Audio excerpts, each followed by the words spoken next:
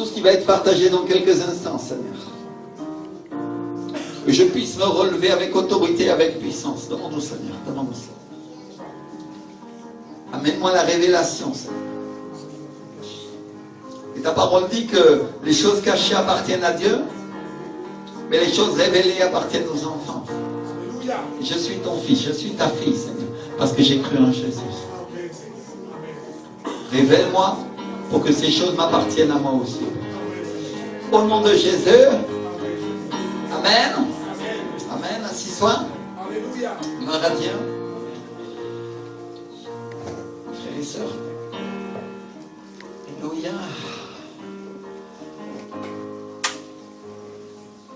On va partager la parole.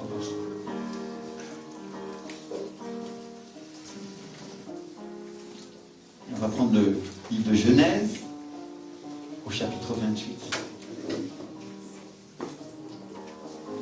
Dans ce livre, dans le livre de Genèse,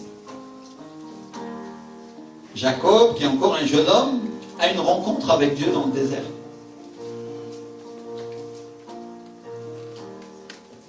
Et il se couche après avoir fui la maison de son père. Il pose sa tête sur une pierre et il a un rêve. C'est avec moi un rêve. Il a un rêve de Dieu. Et il voit une échelle appuyée sur la terre et dont le sommet touche le ciel. Et il voit les anges monter et descendre par cette échelle. Dites avec moi les anges. Les anges. Amen. Alléluia. Et il est tellement impacté par cette rencontre qu'il prend la pierre qui lui a servi d'oreiller.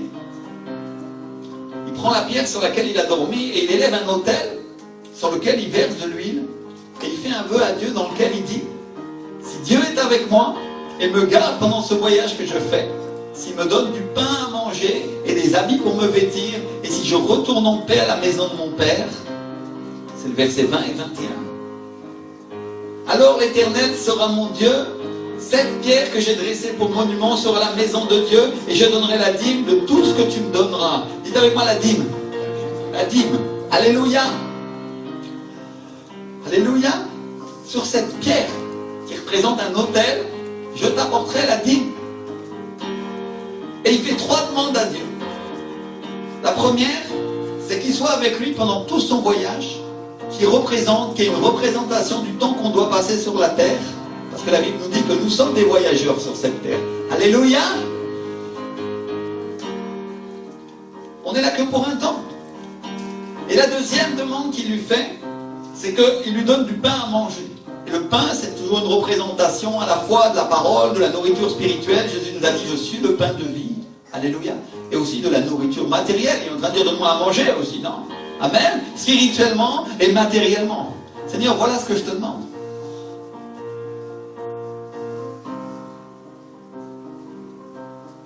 La nourriture dont notre Père sait que nous avons besoin. Et il lui demande des habits pour se vêtir, qui sont une représentation pour nous des habits spirituels, qui représentent les habits de l'esprit que le Seigneur nous donne. Un habit de louange au lieu d'un esprit abattu, n'est-ce pas? Mais aussi les vêtements matériels avec lesquels on va s'habiller. Amen. Et il fait une troisième demande. La troisième, c'est qu'il retourne en paix à la maison de son Père. Alléluia. Dis-moi qu'il retourne en paix à la maison du Père. Amen. Combien savent que l'Ancien Testament, c'est l'ombre des choses à venir. Amen. Et donc, il y a une image cachée des choses d'en haut dans l'Ancien Testament. Amen. Alors, combien ici veulent arriver en haut en paix avec leur Père? Amen. Ça nous intéresse tous, n'est-ce pas? Alléluia. Merci Seigneur. Et sur le plan matériel, bien sûr, Jacob, n'oubliez pas qu'il est parti en fuite de la maison de son papa parce que son frère voulait le tuer. Autrement dit, il est en train de dire: solutionne, Seigneur, les problèmes qu'il y a dans ma famille. Et à ce moment-là, au moment où il fait ces 3 demandes, au moment où il est en train de dire à Dieu: alors cette pierre que j'ai dressée pour monument sera la maison de Dieu, je te donnerai la dîme de tout ce que tu me donneras. Alléluia. Il y a quelque chose qui se passe dans le lieu céleste. Dites avec moi, quelque chose se passe. Quelque chose est en train d'arriver dans le lieu spirituel. Dieu entend sa prière. Et on va voir ensemble, on va regarder ensemble ce qui se passe. Alléluia. Amen. Et donc, Jacob donne la dîme. Dites avec moi la dîme. Amen. La dîme, c'est le 10e de son salaire, le 10e de tout ce qu'il va gagner. Dis avec moi le 10e. La 10e partie. Alléluia. Merci Seigneur. Et remarquez qu'il fait naturellement, ou plutôt on va dire, il fait surnaturellement ce qu'a fait son grand-père Abraham, qui dans les chapitres d'avant a une rencontre avec Melchisédek. Comme nous dit la Bible, comme nous dit la parole de Dieu, et sans père, sans mère, sans généalogie, n'a ni commencement de jour, ni fin de vie, mais est rendu semblable au Fils de Dieu. C'est ce que nous dit l'apôtre Paul dans l'Épître aux Hébreux, en Hébreux 7, verset 3. Et on doit comprendre une chose, c'est qu'Abraham rencontre Melchisédek, dont la traduction de son nom veut dire prince de paix en hébreu, il rencontre le prince de paix, il rencontre Jésus. Alléluia. Et il lui donne la dîme de tout. Dites avec moi la dîme de tout. C'est-à-dire la dîme de tout ce qu'il a gagné dans sa vie jusqu'à ce moment-là. C'est pas comme nous à l'église où on amène la dîme chaque fin de mois ou chaque semaine si on a un salaire semanal. Non, il amène la dîme de toutes les années qu'il a passées dans le désert. Et quand il rencontre Melchisédek enfin, alors il lui amène la dîme de tout. Dites avec moi la dîme de tout. Tout ça. Il amène la dîme de toutes ces années. Et ça représente certainement un sacré paquet d'argent. Et il lui donne ça. Il lui donne ce qui lui appartient. Dis avec moi ce qui appartient à Dieu. Parce que la vie de la dîme appartient à Dieu. Alléluia. C'est pas que je la donne parce que j'en ai envie, ou je la donne parce que c'est un accord, une convénience que je fais avec Dieu. Non, la dîme appartient à Dieu. Alléluia. Et des années plus tard, son petit-fils, Jacob, dort dans le désert. Il a une rencontre avec Dieu. Dieu lui parle. Et Dieu lui fait des promesses. Et lui aussi, il fait le même vœu. Dites avec moi le même vœu. Alléluia. C'est la dîme. Et quand on donne notre dîme, on doit comprendre une chose, mes frères et sœurs, c'est qu'en réalité, nous la donnons à Jésus. Alléluia. Dites avec moi, quand je donne ma dîme, je la donne à Jésus. Alléluia. Aujourd'hui, on va enseigner. Aujourd'hui, je ne vais pas prêcher la parole. Aujourd'hui, je vais enseigner. Amen. On ne la donne pas à notre pasteur, on ne la donne pas à notre église. On la donne à Jésus. Et il s'en sert pour son église. Dis avec moi, le Seigneur s'en sert pour son église. Amen. Il s'en sert pour payer, pour faire vivre ses serviteurs. Il s'en sert pour promouvoir son royaume. Dis avec moi, promouvoir. Et à quoi ça sert un ministère? Sinon à promouvoir la place de Dieu, à promouvoir son royaume. Alléluia. Regarde ton voisin, regarde ta voisine et dis-lui, Dieu n'est pas contre la pub, parce que sinon il n'aurait pas créé les ministères. Alléluia. Regarde-le et dis-lui, Dieu n'est pas contre la publicité. Sinon il n'aurait pas créé les ministères. Alléluia. Pourquoi? Parce qu'un ministère, ça sert à quoi? Ça sert à promouvoir le royaume de Dieu. Amen. Merci Seigneur. Sinon, il ne nous aurait pas demandé de lui rendre témoignage. Si Dieu ne voulait pas de pub. Un témoignage, c'est de la publicité pour le royaume de Dieu. Amen. Alléluia. Les religieux vont être fâchés de ce que je suis en train de dire. Tant mieux, merci Seigneur. Gloire à Dieu que nous brisions la religiosité et que nous avancions dans le royaume. Amen. Merci Seigneur. Amen. Donc moi j'aime rendre témoignage parce que je veux qu'un maximum d'âmes, je veux qu'un maximum de gens entrent dans le royaume de Dieu et qu'ils soient sauvés. Et je suis là pour mettre les arguments par terre du diable qui disent qu'il ne faut pas faire de publicité. Alléluia. Regarde ton voisin, ta voisine et dis-lui au contraire, il faut faire de la pub. Amen. Au contraire. Amen. Je veux dire, c'est une prédication non conventionnelle. Merci Seigneur, parce qu'on va utiliser des armes non conventionnelles aujourd'hui. Amen. On va faire exploser la tête du diable aujourd'hui. Alléluia. Qui a toujours voulu garder le peuple de Dieu dans la pauvreté, dans la misère, dans la difficulté. On va lui faire sauter la tête aujourd'hui. Amen. Merci Seigneur. Et donc, c'est ça, quand on promeut un ministère, quand on promeut une église, qui est-ce qu'on est en train de promouvoir en fait? Dieu. Parce que qui donne le ministère? Qui donne l'église? Seigneur, n'est-ce pas? Alléluia. Donc on promouvoit Dieu, on promouvoit son église. Dis avec moi, son église.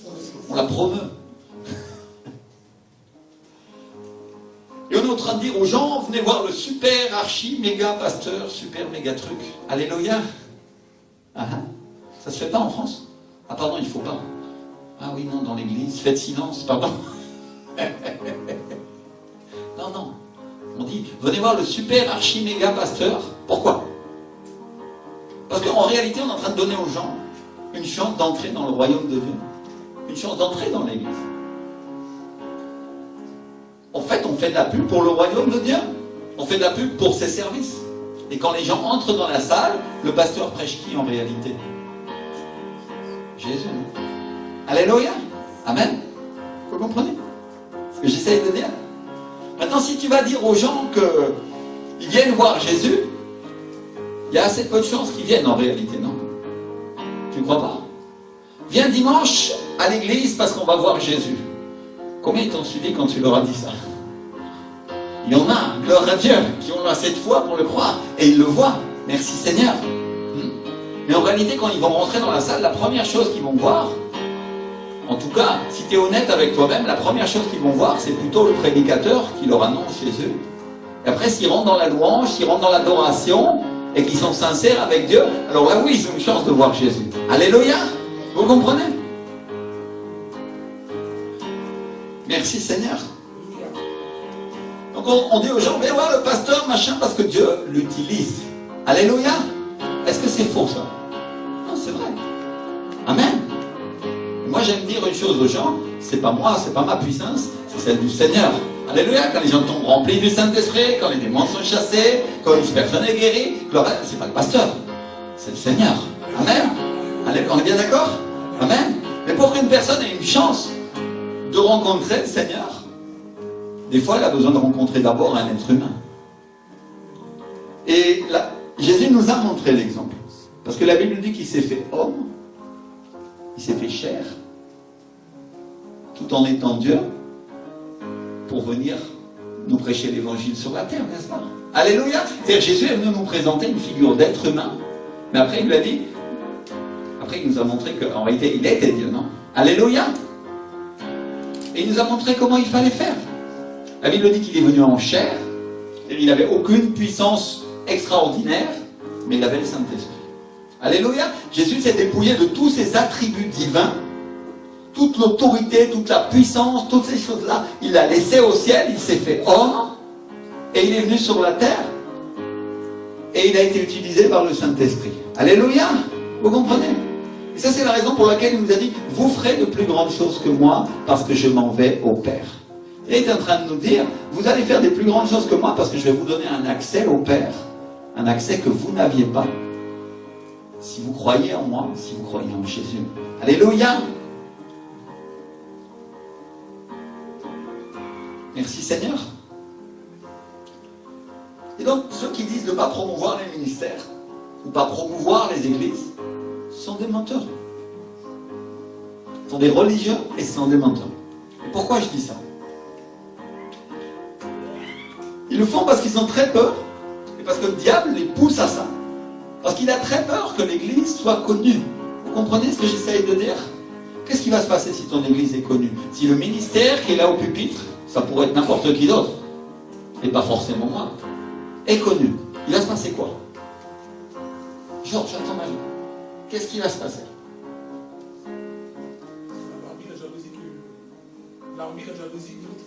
L'envie, la jalousie, ça peut arriver, c'est vrai.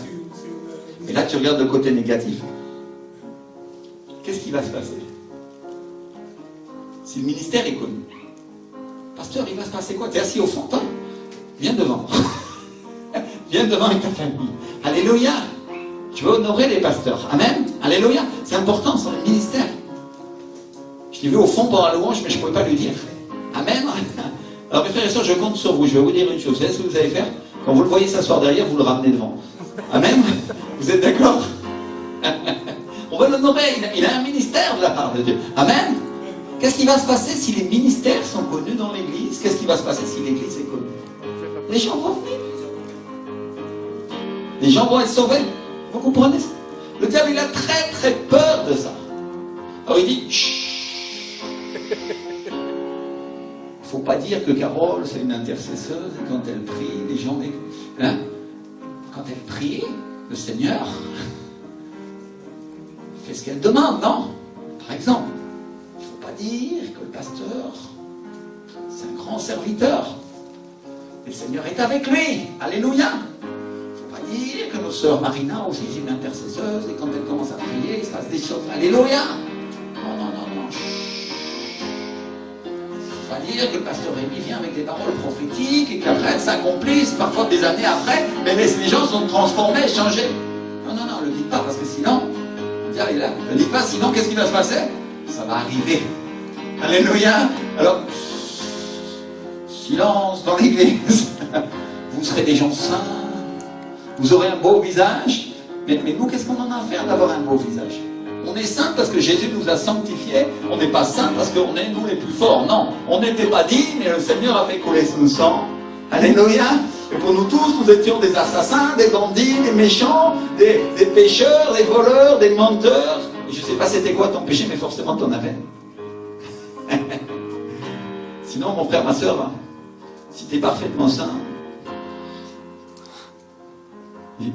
je crois que dans ce cas-là, tu es Jésus, non? Il faut être honnête avec nous-mêmes, non? C'est la réalité, non? Et donc, on n'était pas dignes, et Jésus nous a rendus dignes. Amen. Et il a fait de nous des fils et des filles parce que nous croyons en lui. Alors, je crois que la moindre des choses que nous pouvons faire, c'est d'honorer les gens qu'il a choisis pour annoncer sa parole. Alléluia. C'est d'honorer d'abord le nom de Jésus, évidemment, mais aussi les gens qu'il a choisis. Pourquoi? Parce que si on les honore, qu'est-ce qui va se passer? Vous savez, c'est quoi la récompense de l'honneur? Ceux qui ont honoré Jésus, qui lui ont accordé du crédit, ont reçu de lui la guérison, la bénédiction ou le salut. Alléluia. Il y avait deux voleurs accrochés à la croix autour de Jésus sur le mont Golgotha du Calvaire, non? Il y en a un qui l'insultait et qui lui disait, si tu es fils de Dieu, descends de ta croix. Et l'autre qui a dit, est-ce que tu n'as pas honte? Je vais paraphraser, je vais le dire à ma manière, mais c'est la même chose. Tu n'as pas honte? Seigneur, rappelle-toi de moi quand tu entreras dans la maison de ton Père. Alléluia. Et Jésus lui a répondu quoi? Je te le dis, aujourd'hui même, tu seras dans le paradis avec moi. Alléluia. Pourquoi? Parce qu'il a été capable de reconnaître sa valeur et son crédit. Quand tu reconnais la valeur de Dieu, Dieu te bénit. Alléluia. Quand tu méprises la valeur de Dieu, tu ne reçois rien. C'est comme ça. Et ça s'applique dans son royaume. Quand tu reconnais les ministères, et tu reconnais les gens qu'il a choisis, qu'est-ce qui se passe? Tu recevras de ce que le ministère a pour toi. Alléluia. Imagine que c'est le ministère de guérison. Et toi, tu as besoin d'être guéri. Et tu reconnais, tu dis cet homme-là ou cette femme-là. Dieu utilise les dames aussi. Hein. Alléluia. Il n'est pas sexiste. Hein. C'est pour ça qu'il n'y a pas besoin d'avoir le MLF dans l'église. La libération de la femme, hein, mesdames. Hein. Dans l'église, ça n'existe pas. Parce que devant le Seigneur, la femme n'est pas sans l'homme et l'homme n'est pas sans la femme. Et nous sommes égaux. Alléluia. Nous n'avons pas la même charge, nous ne recevons pas la même autorité, ni forcément le même commandement, mais Dieu ne nous voit pas différents et ne nous voit pas plus l'un que l'autre. Alléluia. D'ailleurs, Dieu ne voit pas celui qui a une charge ou une autorité plus grande, plus petit ou plus grand que l'autre. Il les voit pareil. Alléluia. C'est-à-dire, mon frère, ma soeur, que c'est pas parce que je suis le pasteur que Dieu va m'écouter plus que toi. Vous comprenez ce que j'essaye de dire? La seule chose, c'est que Dieu m'a donné une charge. Dieu lui a donné une charge. Dieu leur a donné une charge qui fait qu'ils peuvent faire des choses dans son nom avec plus de puissance que d'autres qui n'ont pas reçu cette charge-là. Alléluia. Ils ont reçu un portefeuille, non? Quand tu es... On va prendre le gouvernement, je ne sais pas si c'est un bon exemple en ce moment, mais bon. Quand tu rentres au gouvernement et que tu deviens ministre, avant tu étais quoi? Un ange de Dieu qui planait sur les... Non.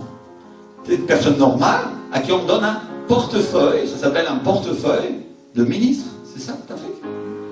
C'est un portefeuille. Dans le temps, c'était une sacoche, je crois qu'on la donne encore. Il y en a qui savent, ils regardent ces choses-là, non? Et dedans, il y a la charge et l'autorité déléguée pour devenir le Premier ministre, le ministre de l'écologie. On aurait besoin d'un bon. Hein. Alléluia. Ouais. Un vrai écolo, parce que là... ou le ministre des Transports, on aurait besoin d'un bon aussi, Seigneur, aide-nous, non? Alléluia. Et donc tu reçois cette charge, cette autorité, et au nom du gouvernement, tu as un pouvoir. Amen. Alléluia. Donc, je veux enseigner bien cette chose-là pour que tout le monde comprenne. Nous sommes des êtres humains et nous ne sommes pas Dieu. Alléluia. Mais Dieu nous donne une charge, il nous donne une autorité qui fait qu'en son nom, nous pouvons ministrer et avoir des actions qui ont une efficacité. Alléluia. Il y avait quoi? Une charge, une autorité, un ministère. Alléluia. Quand l'autorité, quand le ministère vient, tu commences à faire des choses au nom de ton gouvernement. Amen. Qu'est-ce qui gouverne le royaume de Dieu, mon frère, ma soeur? Dieu le Père, Dieu le Fils, alléluia, Jésus qui est assis à la droite de Dieu, gouverne le royaume, amen, et qui transmet les ordres du Saint-Esprit. Et il nous utilise. Qui nous revêt de puissance? L'Esprit du Seigneur. Amen.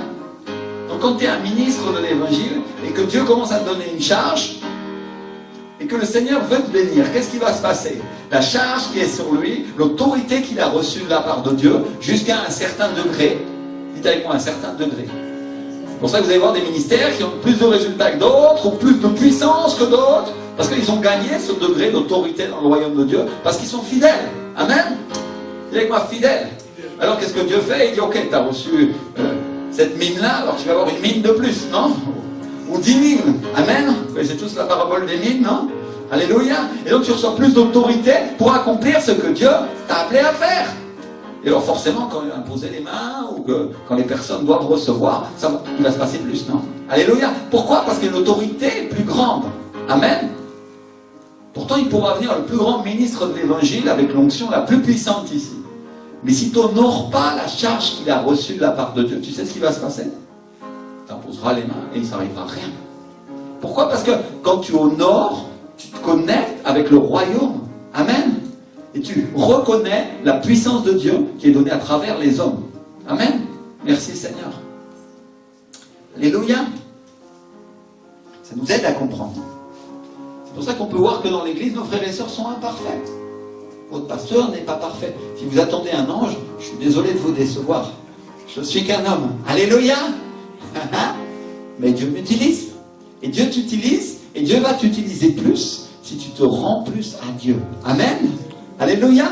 Parce que le secret pour être utilisé plus de la part de Dieu, c'est recevoir une charge, avoir un appel. Et le deuxième secret, c'est de se rendre à Dieu de tout son cœur. Amen. Merci Seigneur. Et donc une fois qu'une église est connue, une fois que le ministère commence à être connu, qu'est-ce qui se passe? Ça devient exponentiel et c'est difficile de l'arrêter. Et le diable c'est ça, parce que c'est comme allumer un incendie dans une forêt. Vous avez déjà vu les pyromanes, qu'est-ce qu'ils font? Je crois que les pyromanes, ils allument à un seul endroit. Non, ils allument à un endroit, et pendant que les pompiers sont en train d'éteindre d'un côté, ils allument de l'autre. Alléluia. Et nous, les chrétiens, nous sommes les pyromanes du ciel, on amène le feu du Saint-Esprit partout avec nous. Alléluia. Amen. Alors voilà ce que je me propose de faire. Que chacun d'entre nous, nous soyons des grands pyromanes. Amen. Alléluia. Ils se promènent avec le jerrycan d'essence, le briquet, les allumettes, tout ce qu'il faut de la part de Dieu pour allumer les choses du royaume de Dieu. Amen. Partout autour de nous. Merci Seigneur. Et je vais vous poser une question simple. Où est-ce que vous êtes allé quand vous avez voulu rencontrer le Seigneur? La plupart d'entre vous. Vous êtes allé où la première fois?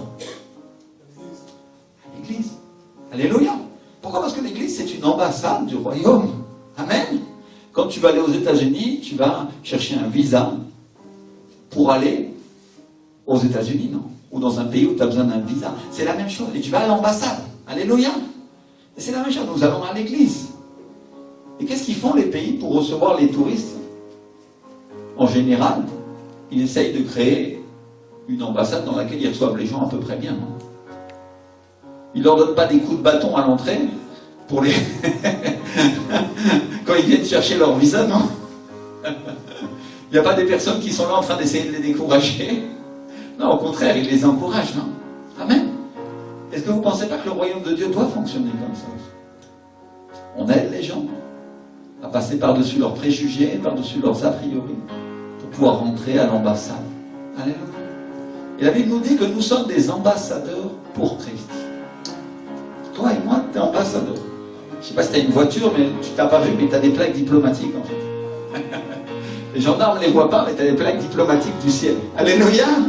Et à chaque moment, tu es en mesure d'expliquer ou de parler à une personne de Jésus si tu es un fils ou une fille de Dieu. Amen. Alléluia.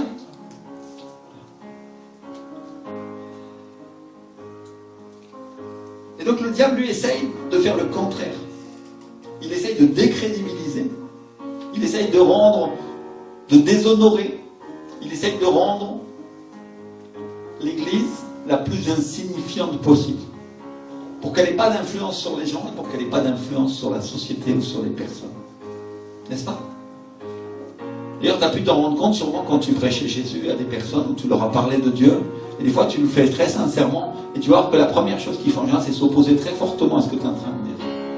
Pourquoi? Parce que le diable veut les utiliser pour décrédibiliser. Non, non, ça n'a pas de valeur. Non, non, c'est quelques fanatiques, fous, insensés. Non, non, non, non, non. N'est-ce pas? C'est la première chose qu'il fait. Alléluia. Et nous, comme fils et filles de Dieu, on a la sagesse. Dis avec moi, on a la sagesse. Et la sagesse de Dieu, c'est le Saint-Esprit. Amen. Et donc, on a la sagesse de comprendre les plans du diable, ses machinations pour empêcher l'Église d'avancer. Alléluia. L'Église, c'est l'ambassade du royaume, et elle est là pour s'étendre sur la terre, et elle est là pour sauver un maximum d'âmes. Elle n'est pas là pour sauver celui qui ne veut pas, tant pis pour lui, personne ne l'oblige, mais elle est là pour proposer. Amen. Et qu'est-ce qu'on fait quand on propose aujourd'hui dans les temps modernes? On fait de la pub. Avec-moi la pub. Alléluia. Tout simplement. Aujourd'hui, quand on propose quelque chose, on fait de la publicité, non? Alors, je voudrais revenir sur tous les arguments. C'est quoi les arguments? Les arguments avec lesquels le diable essaye de décrédibiliser l'Église. Et il y a un argument qui consiste à dire qu'il ne faut pas promotionner les prédicateurs, il ne faut pas, parce que non, nous ne promotionnons que le royaume de Dieu, non? Oui, oui, vous l'avez entendu cet argument-là, je l'ai entendu des tas de fois. Les personnes les plus avec ce genre d'argument-là, c'est les témoins de Jéhovah en général. Plus ils sont religieux, plus ils adorent cet argument-là. Nous ne promotionnons pas les hommes, nous ne promotionnons que Dieu. Mais qui donne les ministères, mon frère, ma soeur? Qui donne l'Église? C'est Dieu. Donc quand tu ne promotionnes pas quelque chose qui appartient à Dieu, tu ne promotionnes pas son royaume non plus. Alléluia, vous comprenez ce que j'essaie de dire? Mais je voudrais vraiment démonter cet argument-là parce qu'il est totalement faux. C'est quelque chose de totalement vain. Et c'est une apparence d'humilité, mais ce n'est pas la vraie humilité. Parce que la vraie humilité, c'est de reconnaître que Dieu existe. Alléluia. La vraie humilité, c'est de reconnaître qu'il est puissant et que ce qui appartient à son royaume a de la puissance aussi. Amen. Merci Seigneur. Alléluia. Et donc le diable, il trouve une arme très efficace, c'est que les chrétiens aient honte de parler de Jésus, c'est qu'ils aient honte de parler de leur église, ils aient honte de parler de leur ministère. Comme ça, il est tranquille. Je suis sûr, hein? N'est-ce pas? Alléluia. Il y en a qui vont dire non, mais si on promotionne le ministère, alors sa tête va gonfler, il va commencer à être orgueilleux. Dieu nous garde. Alléluia. Et réfléchis une seconde, je voudrais démonter cet argument-là aussi aujourd'hui. Alléluia. J'avais dit que j'allais faire une prédication non conventionnelle. Elle dit que le diable travaille avec des arguments. Et aujourd'hui, nous, on va opposer des arguments contraires. Alléluia. Pourquoi? Si Dieu m'a jugé capable de prêcher l'évangile et d'être devant, qui tu es, toi,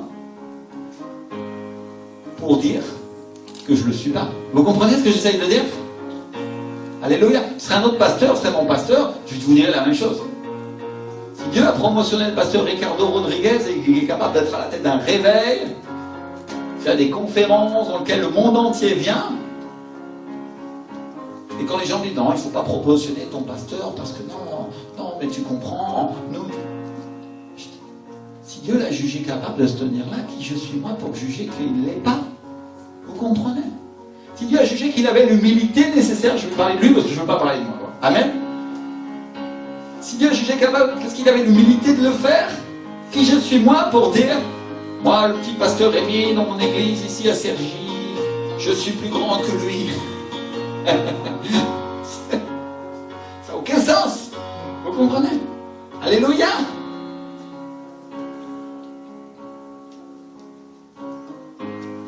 Et quand je promotionne mon pasteur, quand il tient sur l'estrade, il n'est pas en train de dire le grand pasteur Ricardo Rodriguez. Non, non. Il est en train de parler de Jésus et il parle du Saint-Esprit. Alléluia.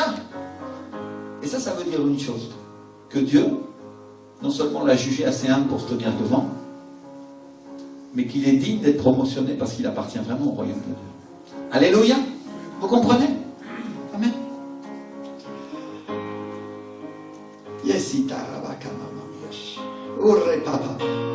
Si j'étais pas pasteur, si j'avais pas un ministère, si j'avais pas une charge d'avoir une église ici en France, vous savez où je serais?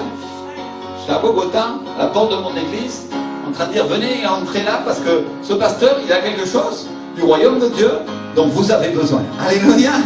Parce que je sais. Amen. Je me tiendrai devant l'entrée du temple et de la salle et j'inviterai les gens à entrer.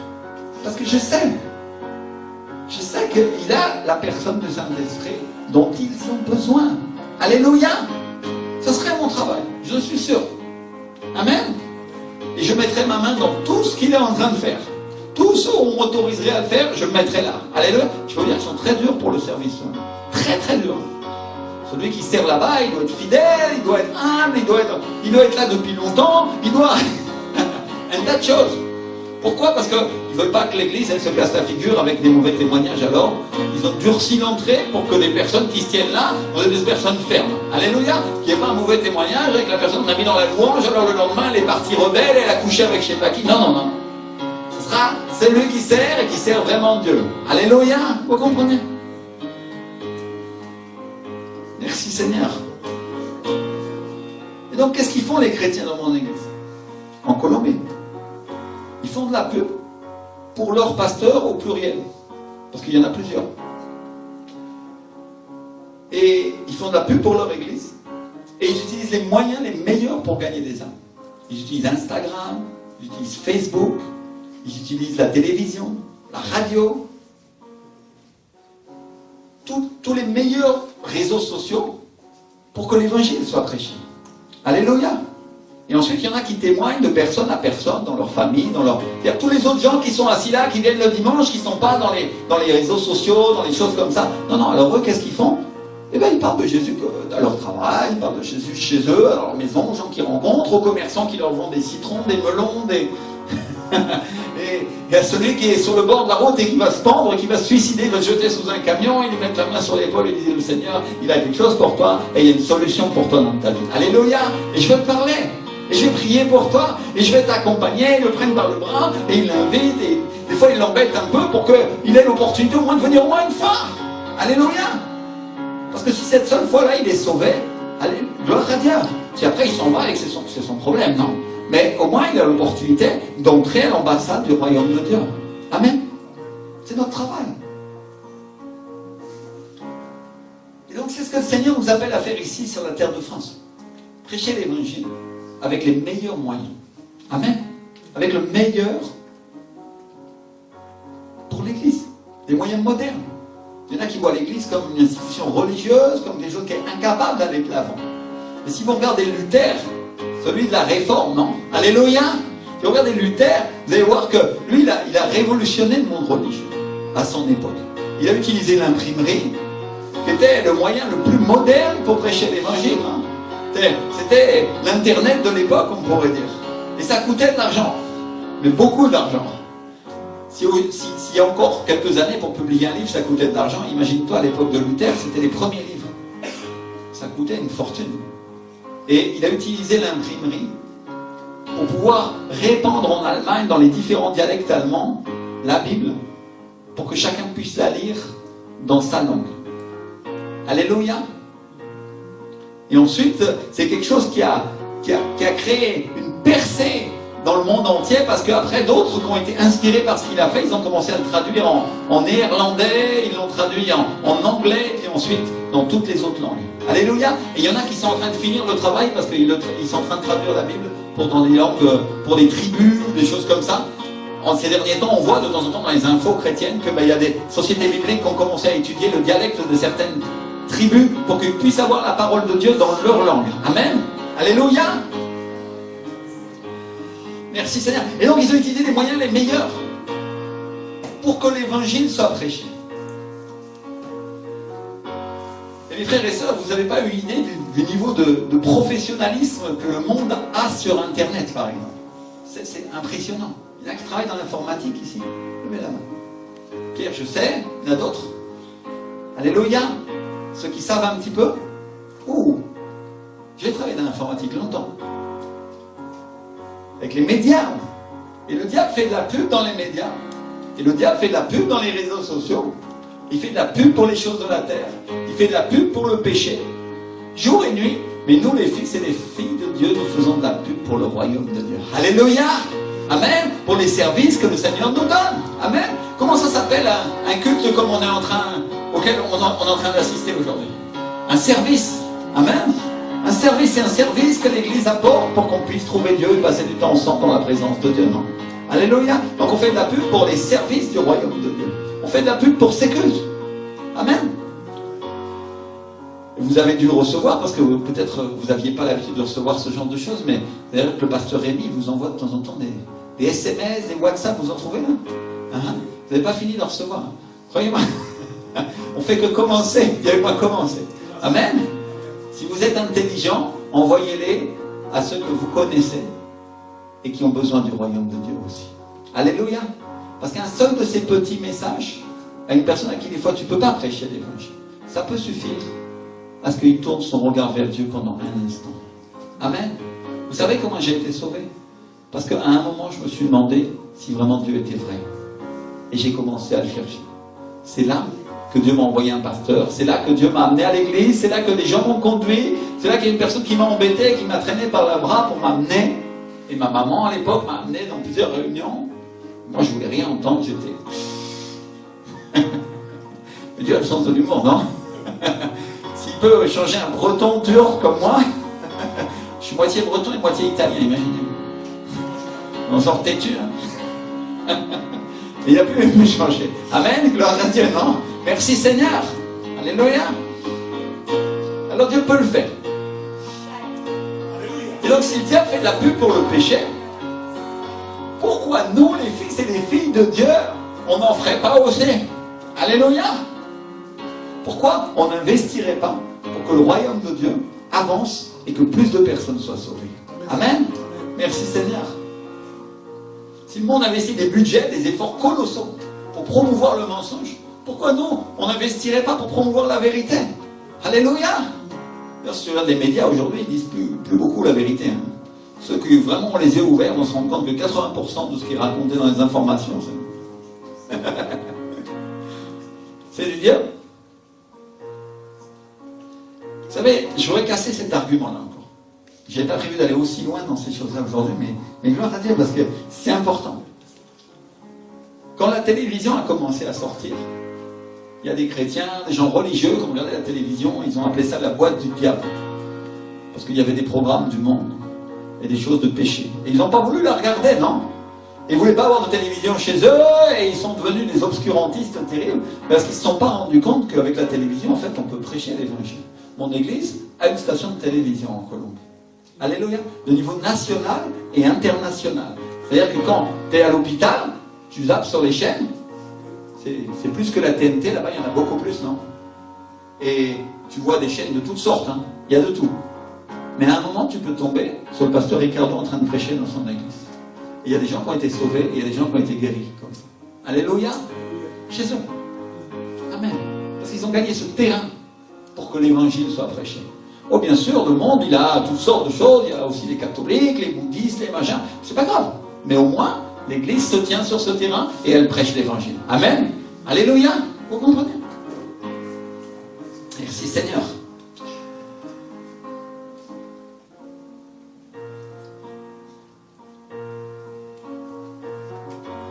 Donc, qu'est-ce qui se passe quand une église commence à avoir les moyens? Elle grandit. Elle a des locaux. Elle a des employés. Pourquoi? Parce qu'elle a besoin de gens pour s'occuper des personnes. Alléluia. C'est vrai que le service, normalement, et ça je suis tout à fait d'accord avec ça, c'est gratuit. Nous servons le Seigneur gratuitement. Amen. Mais il arrive un moment où simplement la personne, elle ne peut plus servir dans seulement son temps libre. Vous comprenez ce que j'essaye de dire? Je vous projette dans une vision future de l'Église. Ce que l'Église de France ne connaît pas beaucoup encore.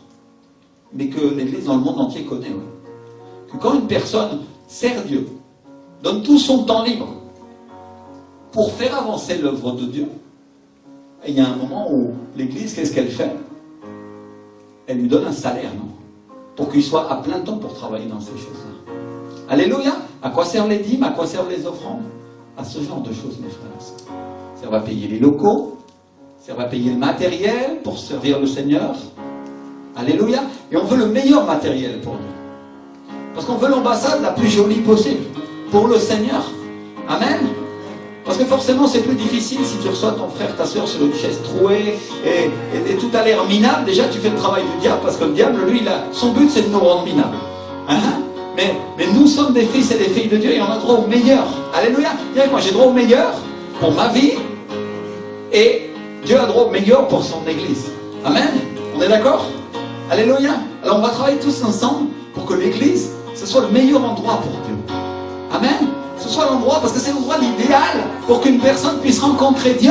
Parce que c'est au milieu des croyants, au milieu du feu du Saint-Esprit, au milieu de la clameur de Dieu, quand une personne qui est assise parmi nous et qui cherche vraiment Dieu commence à se poser la question, il dit, si Dieu existe? Et il ferme les yeux et il commence à parler à Dieu. Enfin, ma soeur, l'Église a tout gagné, parce que cette personne-là, tôt ou tard, va trouver Dieu. Alléluia! Parce qu'elle est sincère. Amen! Vous savez, des fois, on veut convaincre les gens. Je veux parler aux évangélistes, à ceux qui parlent, qui prêchent l'évangile. Des fois, on veut les convaincre avec nos arguments à nous. Mais on oublie une chose, c'est le Saint-Esprit qui convainc. De péché, de justice et de jugement. Amen. Amenez des personnes humbles, des personnes sincères. Pas forcément des personnes que vous allez essayer de convaincre avec votre intelligence. Amen. Parce que tu ne sais pas qui Dieu va sauver. De toutes les personnes que tu auras amenées ici, laquelle va se tenir ici et va rester, et laquelle va se lever parce qu'elle est offensée par la parole de Dieu. Ça arrive, ça. Alléluia. Mais elle a une opportunité pour être sauvée. Amen. Je me fais comprendre, je suis assez clair aujourd'hui. Alléluia. Merci Seigneur. Alors, je voudrais insister sur Jacob. On va revenir à Jacob. Dites avec moi Jacob. On va insister sur la troisième chose qu'il demande. S'il retourne en paix à la maison de mon père.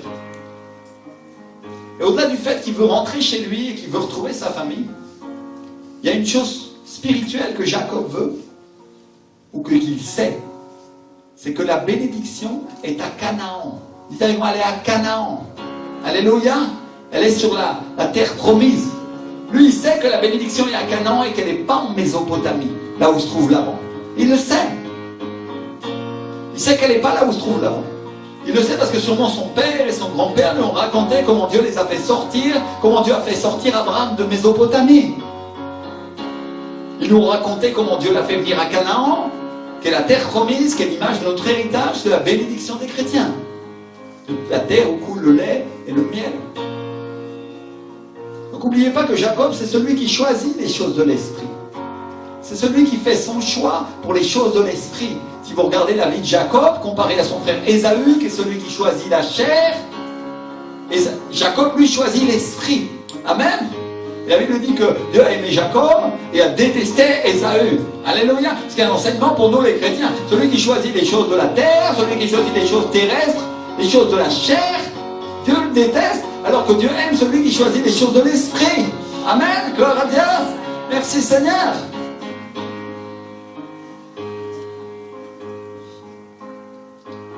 Et donc Jacob n'est pas comme son frère, il n'est pas comme Ésaü qui choisit les choses du monde tout en vivant sur la terre de la bénédiction. Tout en étant dans l'église, on pourrait dire, si on voulait l'amener à aujourd'hui.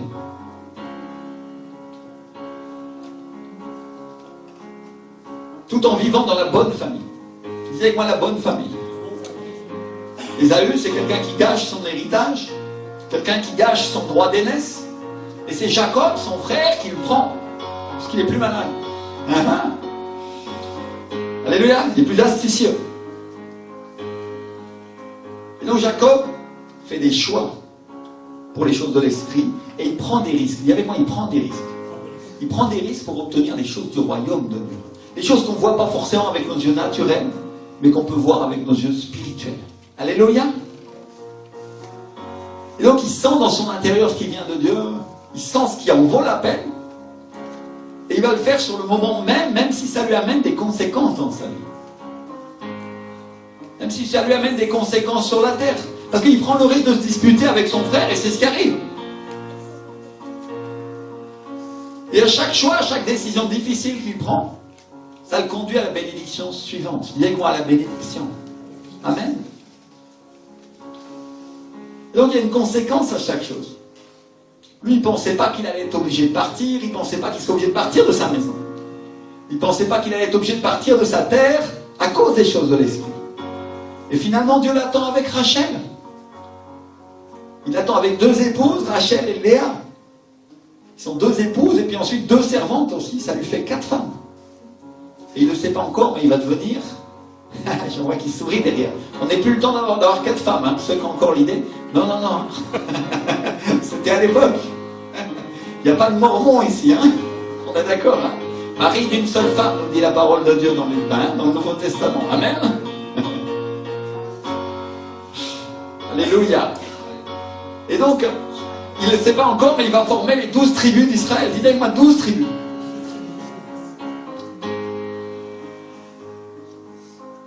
Et tout ça, il ne sait pas encore au moment où il fait sa demande à Dieu. Par contre, il sait une chose spirituellement, c'est que ça ne se passe pas en Mésopotamie. Dis avec moi, pas en Mésopotamie. Ça ne se passe pas dans le désert, là où il se trouve, non plus. Et il le sait parce que juste avant, Dieu lui fait une promesse, on trouve ça en Genèse 28, 15. Il lui dit, je suis avec toi, je te garderai partout où tu iras, et je te ramènerai dans ce pays. C'est-à-dire, Dieu lui dit, au moment où il lui dit, je vais te donner la dîme de tout, il lui dit, je suis avec toi, et je te ramènerai chez toi. Jacob, tranquille. Alléluia. Et donc, d'une certaine manière, il lui confirme que c'est là-bas que ça se passe. Il lui est en train de lui dire, je vais être avec toi, je te protégerai, mais c'est là-bas que tu vas aller. T'inquiète pas, Jacob, je te ramènerai d'où tu es parti. Et regardez comment ça marche, la foi. Dieu lui donne une parole, alors qu'il est dans le désert. Il lui donne une parole alors qu'il n'a rien. Il n'a plus rien. Alors qu'il a tout perdu. Il lui donne une parole sur laquelle il va pouvoir s'appuyer pendant des années. Alléluia. Et mes frères et sœurs, laissez-moi vous dire cette chose-là. Tu peux avoir tout perdu dans ta vie. Mais si le Saint-Esprit est avec toi, alors tu as tout. Parce qu'il est celui qui donne tout. Alléluia. Jacob était assis sur un désert, il a dormi avec une pierre pour oreiller. Je te laisse essayer ce soir, on va voir si tu as un torticolis demain matin. On n'est pas comme les pharaons, là, on ne dort pas avec un oreiller en pierre. Hein, en tout cas, on n'est pas habitué. Mais il avait tout perdu, mais Dieu lui a tout redonné. Amen. Gloire à Dieu. Et donc l'histoire de Jacob commence à ce moment-là. Il part d'un endroit où il se trouve. Il rencontre Rachel près du puits. Et puis il rencontre Laban, il se met à travailler pour lui. Et Laban lui propose un salaire pour son travail. Il y avait quoi, un salaire? Et Jacob commence à travailler. Et Jacob, lui, à un moment, comme salaire, il lui dit, donne-moi ta fille, elle me plaît bien. C'est les hommes, des fois, hein, ils sont comme ça, non? Ok, je vais travailler pour toi, mais donne-moi ta fille. Et bon, on connaît tous l'histoire. J'ai prêché l'autre jour là-dessus, la manière dont Laban trompe Jacob. Et puis au moment où il va se marier avec elle, quand il se réveille dans le lit le matin, c'est la grande sœur, c'est Léa. Et lui, il n'aime pas Léa. Bon, alors du coup, il lui donne Rachel en plus, quoi, en prime. Et on a vu tous les dégâts dans le cœur que ça avait pu faire à Rachel et à Léa, cette situation-là. Et comment Dieu restaure et guérit ces choses-là. Alléluia. Merci Seigneur. Et on a vu aussi la compétition à laquelle se livrent Rachel et Léa pour avoir des enfants, qui est une compétition pour la bénédiction, compétition pour avoir le fils qui va être dans la descendance de Jésus-Christ. Alléluia. Pourquoi? Parce qu'elles veulent tous l'héritage d'Abraham. Amen. Combien savent qu'ici, nous, les fils et les filles de Dieu, à travers Jésus, nous avons droit à l'héritage d'Abraham. Alléluia. Tu savais ça? Tout ce qui est dans l'Ancien Testament, tout ce que Dieu a promis à Abraham, à cause de ta foi en Jésus, tu as droit toi aussi. Alléluia. Et donc la compétition continue pour nous, mais à un autre niveau. Amen. Merci Seigneur.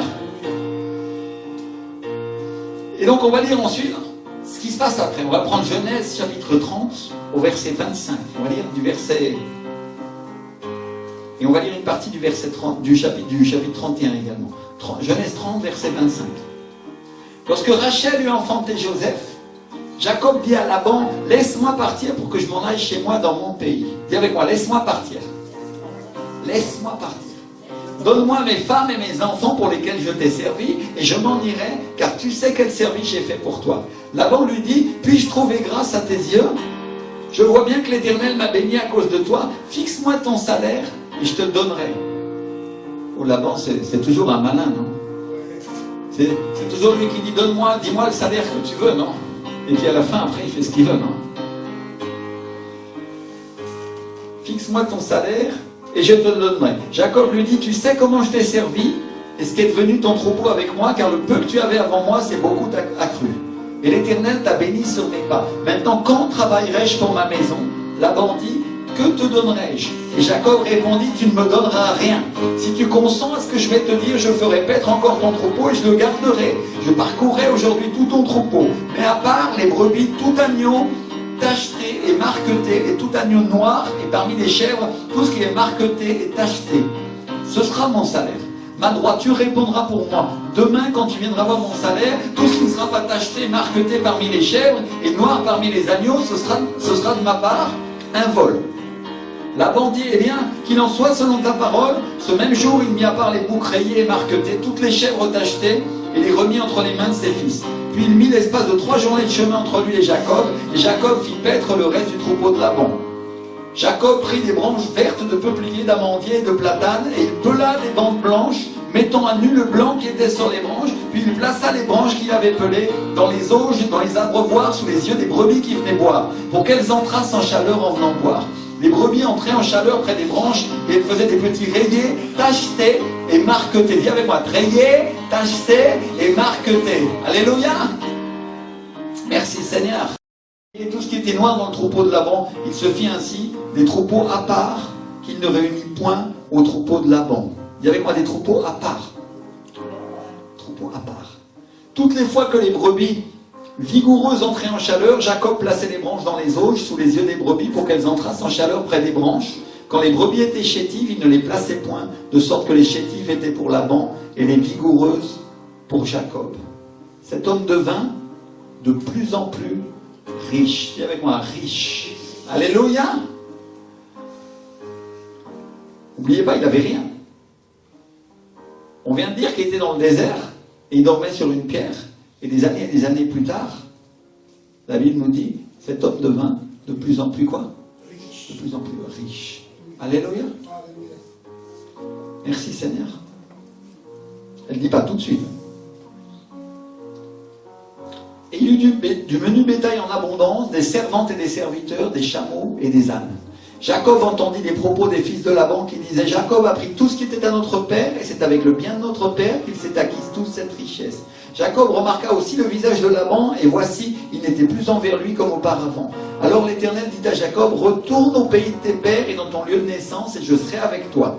Jacob fit appeler Rachel et Léa qui étaient au champ, vers son troupeau, et il leur dit, je vois au visage de votre père qu'il n'est plus envers moi comme auparavant, mais le Dieu de mon père a été avec moi. Vous savez vous-même que j'ai servi votre père de tout mon pouvoir, et votre père s'est joué de moi et a changé 10 fois mon salaire. Dis avec moi, 10 fois.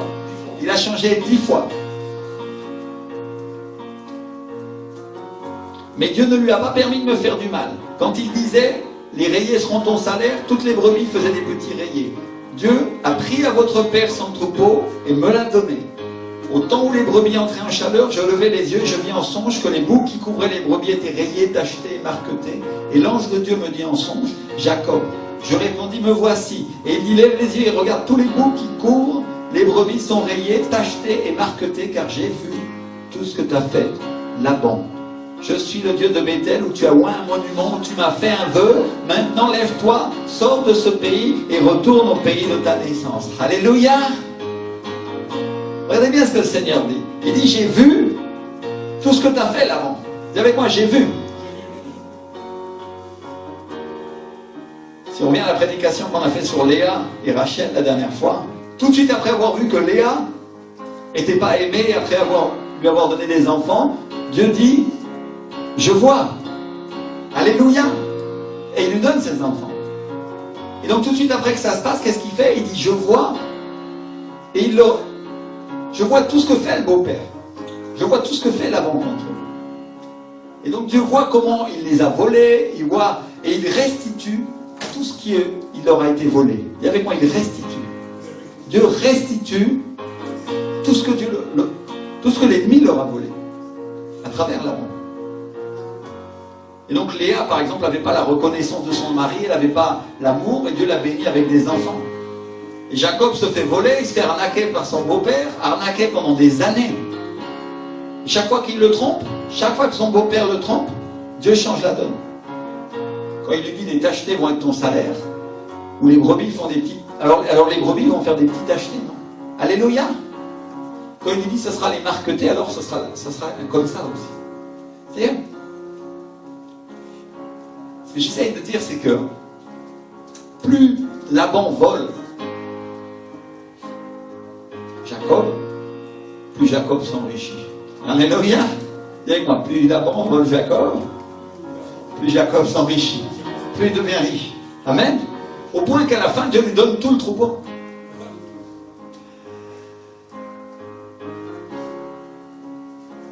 Et Dieu se sert même de nos ennemis. Pourtant, Laban, il n'aurait pas dû être l'ennemi de Jacob. Parce qu'il avait épousé ses filles. Il aurait dû vouloir leur bien. Il aurait dû vouloir qu'ils s'enrichissent eux aussi. Et à la place, il fait le mal. Et il essaie de les retenir captifs avec son argent. Maintenant, regardez mes frères et sœurs, que toute cette restitution, elle a à voir avec la fidélité et la dîme. Dites avec moi, la fidélité et la dîme. Alléluia. Pourquoi? Parce qu'à la fin, Dieu dit clairement à Jacob, je suis le Dieu de Bethel, où tu as oint un monument, où tu m'as fait un vœu. Et il ne dit pas, je suis le Dieu à qui tu as fait 3 demandes. Non, non. Il dit, je suis le Dieu à qui tu as fait un vœu. Je suis le Dieu à qui tu as élevé un monument, à qui tu as élevé un autel. Alléluia. Il y a quoi un autel? Et un autel, c'est un endroit où on prie, c'est un endroit où on fait des sacrifices. Et le sacrifice, le vœu que Jacob fait sur cet autel, c'est la dîme. Il y a quoi la dîme? Amen. Alléluia. Je ne sais pas si vous comprenez pourquoi Dieu lui dit ça à ce moment-là. Parce que la dîme, c'est une alliance. C'est part de l'alliance qu'on fait avec Dieu. C'est l'alliance qu'a fait son grand-père Abraham. Et c'est l'alliance qu'il a fait avec son père Isaac. Et c'est l'alliance qu'il a fait lui aussi. Amen. Et donc en réalité, Dieu est en train de lui dire, tu te rappelles de moi, Jacob? Je suis le Dieu de ta dîme. Je suis le Dieu à qui tu as donné ta dîme. Il y a déjà des années. Alléluia. C'est à cause de ta dîme, Jacob. Toute cette restitution que tu vois, tout le troupeau que tu as obtenu de moi, c'est à cause de ta dîme. Je suis le Dieu de la dîme. Alléluia. Vous comprenez? Des années après, Dieu est en train de lui dire, regarde, pourquoi Jacob? Parce que tu as été fidèle. Parce que tu as cru en moi, Jacob. Et tu vas voir que moi aussi je suis fidèle, il dit le Seigneur. Parce qu'à ce moment-là, il lui dit, maintenant lève-toi de ce pays et retourne au pays de ta naissance. Retourne à Canaan. C'est-à-dire, Dieu se rappelle la troisième demande qu'il a fait. Et lui dit, maintenant Jacob, c'est le temps. Alléluia, dis avec moi, c'est le temps. Maintenant c'est le temps que tu revois ta famille. Maintenant c'est le temps que tu obtiennes tout ce que tu m'as demandé, Jacob. Alléluia. Et donc, des années plus tard, après qu'il ait fondé une famille, après qu'il ait eu des enfants, Dieu lui restitue son salaire, il lui restitue son argent à cause de sa dîme. Et quand je lisais ce passage, mes frères et sœurs, le Saint-Esprit m'a dit, dis à mon peuple que je vais le restituer. Amen. Alléluia. Donc il y a une restitution de la part de Dieu qui vient. Dieu va restituer tout ce que tes ennemis t'ont pris. Il va restituer ce que le diable t'a volé pendant des années. Alléluia. Quand l'ennemi a changé ton salaire dans l'entreprise où tu marchais, que tu n'as pas eu l'argent que tu aurais dû ou que tu méritais, quand on t'a volé sur ton compte, quand il s'est passé ceci ou cela, Dieu va restituer. Amen. Dis avec moi, restituer. Alléluia. Parce que tu as été fidèle avec tes dîmes et tes offrandes. Quand ton patron ne t'a pas donné l'augmentation qu'il aurait dû te donner pendant des années. Quand il n'a pas pris en compte ta valeur. Et toi, tu étais fâché. Moi, je le sais, dit le Seigneur. Alléluia.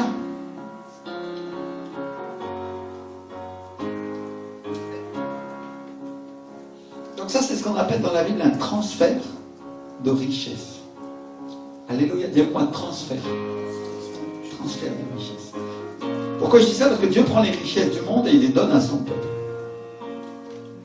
C'est amusant parce qu'il y a un parallèle évident entre le transfert de richesse que Dieu donne au peuple hébreu des années plus tard avec les héritiers des enfants de Jacob quand il prend l'argent des Égyptiens, et le transfert qu'il fait aujourd'hui avec ceux qui vivent comme l'Égypte, avec ceux qui vivent comme le monde. Parce que si vous regardez bien la parole de Dieu, mes frères et sœurs, vous allez vous rendre compte que Laban, il n'était pas égyptien. Et il vivait comme le monde. Laban, c'est quelqu'un qui appartenait au peuple de Dieu et à qui Dieu parlait. Mais qui vivait en Mésopotamie et qui vivait comme le monde.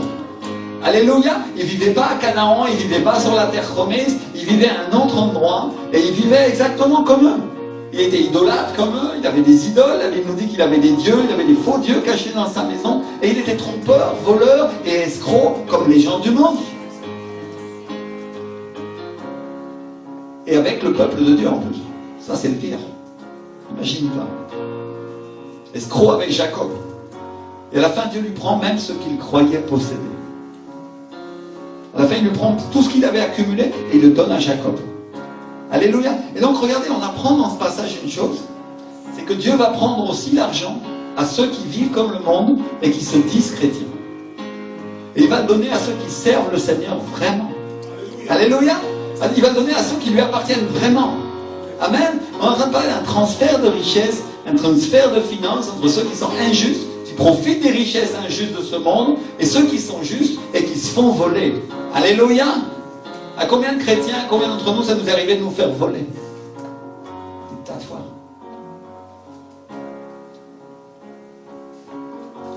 Alléluia. Et donc il y a de l'argent, il y a des édifices qui appartiennent à des gens qui se disent chrétiens. Et qui en réalité appartiennent au monde.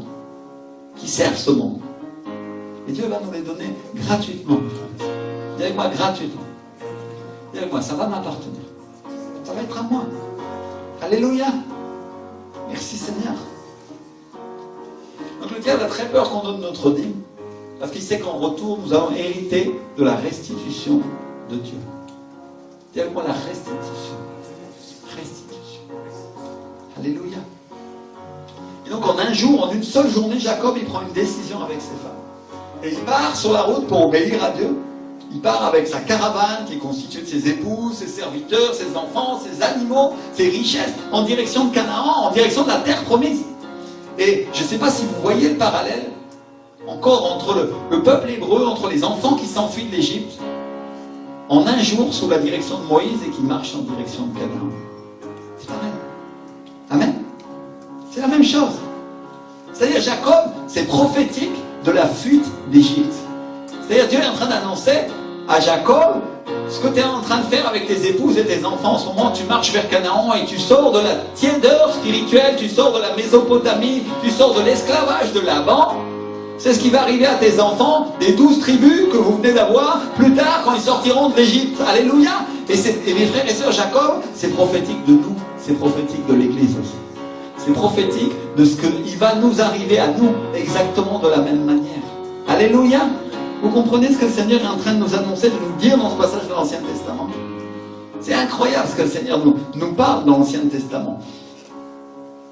Parce que je ne sais pas si vous savez, mais au moment de partir dans le désert avec le peuple de Dieu, si on parle des enfants de Jacob, ensuite des 12 tribus, qui ensuite deviennent esclaves pendant un temps sous le Pharaon, au moment de la libération, Dieu dit à Moïse qu'il demande à chaque femme de demander à sa voisine et à celle qui est dans sa maison des vases d'argent, des vases d'or, et des vêtements. Vous avez déjà lu ces passages-là? Et la Bible nous dit que Dieu leur fait trouver grâce au peuple de Dieu et qu'il dépouille les Égyptiens. On trouve ça en Exode 3, 22.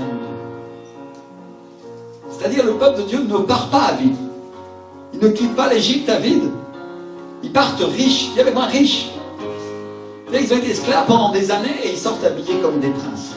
Alléluia. Imagine-toi. Ils sortent habillés avec les vêtements des Égyptiens. Ils sortent habillés avec l'or, avec l'argent, dans le désert pour aller adorer Dieu. La Bible ne nous dit pas qu'ils font l'aumône. Non, non. Elle ne dit pas qu'on leur a donné ces vêtements parce que, oh, les pauvres, non. Non, non. Elle dit que Dieu leur fait trouver grâce aux yeux des Égyptiens et qu'ils leur ont tout donné. Il leur donne ce qu'ils avaient volontairement. Alléluia. Et la Bible dit qu'ils les ont dépouillés, et dépouiller, ça veut dire prendre tout. C'est-à-dire, ils étaient esclaves, mais à cause des fléaux que Dieu a envoyés sur Pharaon, les Égyptiens se disent, non, non, on va leur donner, non? Parce que nous, on veut se débarrasser de ça. Alléluia, vous comprenez? Et il leur donne absolument tout.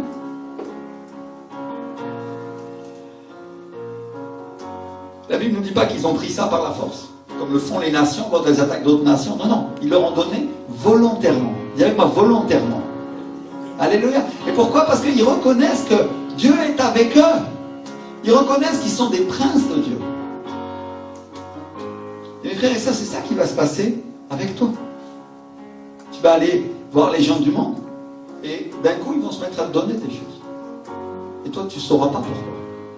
Et lui, il dira, ah, je l'avais gardé pour quelqu'un et je ne sais pas pourquoi, mais je vais te donner à toi. Alléluia. Je ne sais pas pourquoi, mais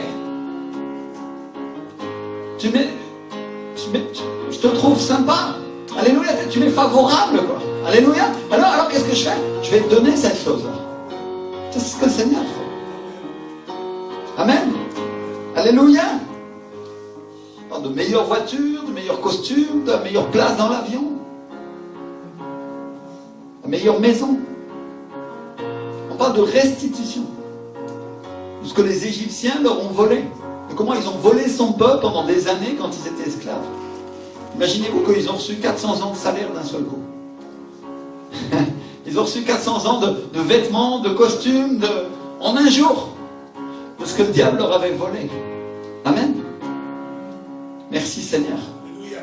Quand je préparais cette prédication, le Saint-Esprit m'a dit une chose. Il m'a dit, dis-leur qu'ils vont recevoir une restitution de ce qu'on a pris à ceux qui les ont précédés. Alléluia. De comment on leur a pris leur maison parce qu'ils étaient chrétiens. Amen. Il y en a qui savent ça, que pendant la Révolution française, il y a des gens à qui on a pris leur maison. Dieu, mon frère, ma soeur, va rendre ses maisons au peuple de Dieu. Alléluia. Et il va rendre ses temples. Voilà ce que le Seigneur est en train de me dire. Dis-leur qu'ils vont recevoir la restitution de ce qui les a précédés. Alléluia. Qu'est-ce qu'il dit? Gloire à Dieu pour ça. Merci Seigneur. Alléluia. Merci Seigneur. Alléluia. Amen. Gloire à Dieu. Alléluia. Je vais revenir sur Jacob parce qu'au moment où il raconte son rêve à ses femmes, au moment où il dit Dieu m'a parlé, et il m'a dit maintenant lève-toi et sors de ce pays, retourne au pays de ta naissance. Rachel et Léa lui répondent ensemble d'une seule voix. Est-ce qu'on a encore une part? Est-ce qu'on a encore un héritage dans la maison de notre Père? Est-ce qu'on n'est pas regardé par lui comme des étrangères puisqu'il nous a vendus et qu'il a mangé tout notre argent? Toute la richesse que Dieu a ôtée à notre Père appartient à nous et à nos enfants. Fais maintenant tout ce que Dieu t'a dit, Jacob. Alléluia. Imaginez-vous, les hommes, que votre femme, elle réponde comme ça. Maintenant on va partir avec Dieu. Maintenant on va faire tout ce que Dieu t'a dit. Parce que la réalité c'est que Dieu nous a tout donné. Alléluia. Imaginez Jacob. Et sont les filles de Laban. Et quand elles voient le transfert de richesse que Dieu a fait, quand elles voient tout ce que Dieu leur a donné, tout ce qu'il a donné à Jacob, et quand elles entendent le rêve de Dieu, quand elles entendent la parole de Dieu, elles se rendent à Dieu et elles disent ok Jacob, maintenant fais tout ce que Dieu t'a dit. Alléluia. Et c'est d'accord Jacob, on s'en va. On part à la maison de notre Père. On part tout de suite. Maintenant Jacob. Maintenant. Dis avec moi maintenant. Alléluia. On est en train de parler de femmes qui ne sont pas orgueilleuses, qui ne demandent pas une confirmation à Dieu, qui ne sont pas en train de dire oh si Dieu me le dit alors on ira aussi. Non, non. Parce que sûrement elles sont devenues suffisamment spirituelles. Elles ont commencé, elles ont cherché Dieu pendant des années. Elles sont capables de reconnaître un rêve de Dieu à ce moment-là. Dis avec moi capable. Et elles sont capables de reconnaître la voix de Dieu. Parce qu'elles sont déjà obtenues. Elles ont déjà obtenu des enfants.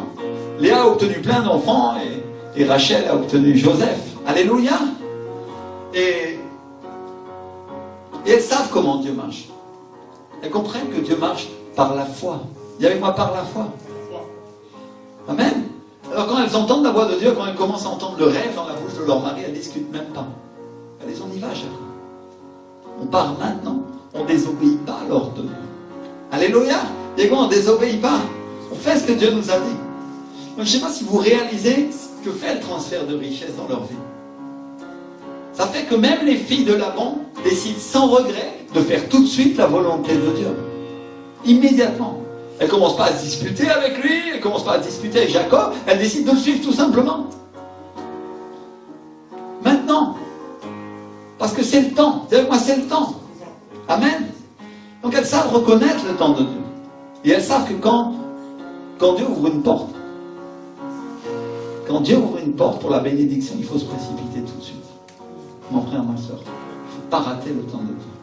Il y a tellement de chrétiens et de chrétiennes que quand Dieu leur a ouvert une porte, ils sont restés assis sur leur chaise et ils n'ont pas fait, alors que c'était le moment de courir pour Dieu.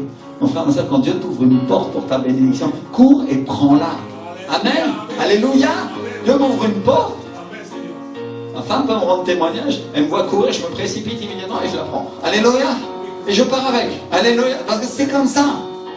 Ça marche comme ça, en vrai. Si en plus tu as attendu pendant des années, tu n'as intérêt à pas rater le moment. Amen. Merci Seigneur. Et pourtant, Rachel et Léa, elles avaient un tas de raisons naturelles de ne pas obéir à Dieu. Elles avaient un tas de raisons naturelles de ne pas obéir à leur mari. Parce que Laban, c'était leur père, c'était leur papa. C'était le grand-père de leurs enfants. Et toute leur famille était là. Et Dieu leur envoie une série de signes dans laquelle ils se rendent compte que les choses vont mal. Elles vont mal avec leur père, elles vont mal avec leurs frères, parce qu'il y a de la jalousie envers eux. Et Dieu à ce moment-là leur dit, maintenant, c'est le temps. Alléluia. J'aimerais que chacun d'entre nous, mes frères et sœurs, nous rappelions une chose. Quand Dieu nous appelle à conduire ou à partir pour quelque chose de nouveau, souvent ça ne se passe pas comme on veut. Souvent, on ne déroule pas le tapis rouge. Vous allez voir que Jacob, à ce moment-là, est obligé de s'enfuir avec sa femme et avec ses épouses, et il part, et Dieu le bénit ensuite. Alléluia. C'est pas qu'on lui fait une fête pour qu'il s'en aille. Non, non, non. Non, non, non. Alléluia. Et les femmes de Jacob, elles savent ce que c'est que la bénédiction d'Abraham. Elles sont battues pour ça. Elles sont battues pour avoir des enfants, pour avoir des héritiers. Et au vu des circonstances, au vu de tout ce qui se passe, à la lumière de la parole de Dieu, elles se rendent compte qu'en réalité, leur famille, c'est la famille de Dieu. Vous savez quoi, leur famille, c'est la famille de Dieu. Alléluia. Elles se rendent compte que leur famille, en réalité, c'est Jacob. C'est leur mari. C'est leurs enfants. Et que c'est au travers de lui qu'elles héritent des promesses. Non pas qu'elles n'aiment plus leur papa ou qu'elles n'aiment plus Laban, non, non. Mais elles se rendent compte que leur famille, c'est la famille que Dieu leur a donnée au travers de Jacob. Et que Laban, il n'hérite pas, et que Laban ne va pas aller à Canaan. Alléluia. Même s'il est de leur famille, selon la chair, il ne va pas aller à la terre promise. Alors que elle, oui. Amen. Alléluia. Et ça, c'est le moment, mes frères et sœurs, où les chrétiens quittent la famille de la chair pour se tourner vers la famille de Dieu. Amen, papa. Et ils ont travaillé pendant des années pour la chair. Des années et des années pour les choses de ce monde. Et ils décident de travailler pour l'esprit. Intégralement pour l'esprit et en obéissance à Dieu. Amen. Alléluia.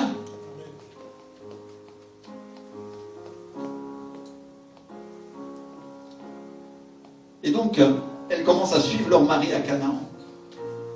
Elles suivent leur mari à la terre promise.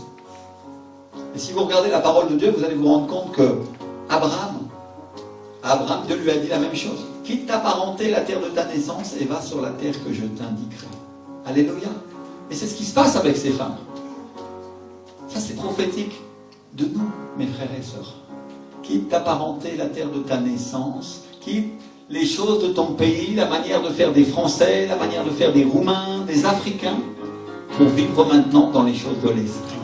Dieu ne te dit pas d'abandonner ta famille naturelle. Il te dit de continuer à l'aimer. Laban va toujours rester leur papa.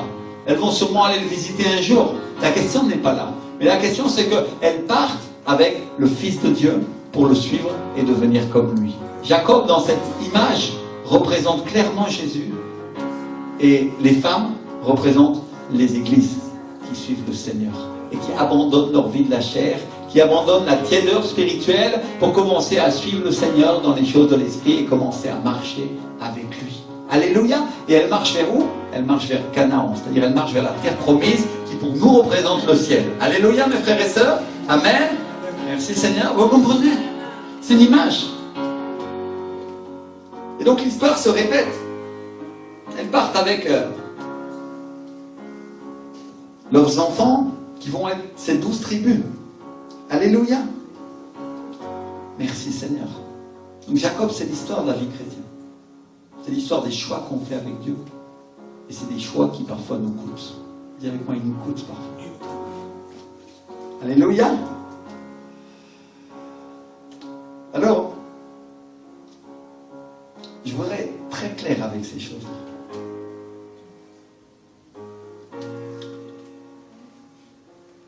Dieu, quand il amène la restitution à Jacob, il l'amène à cause d'un acte matériel qu'il a fait, qui a été de donner sa dîme.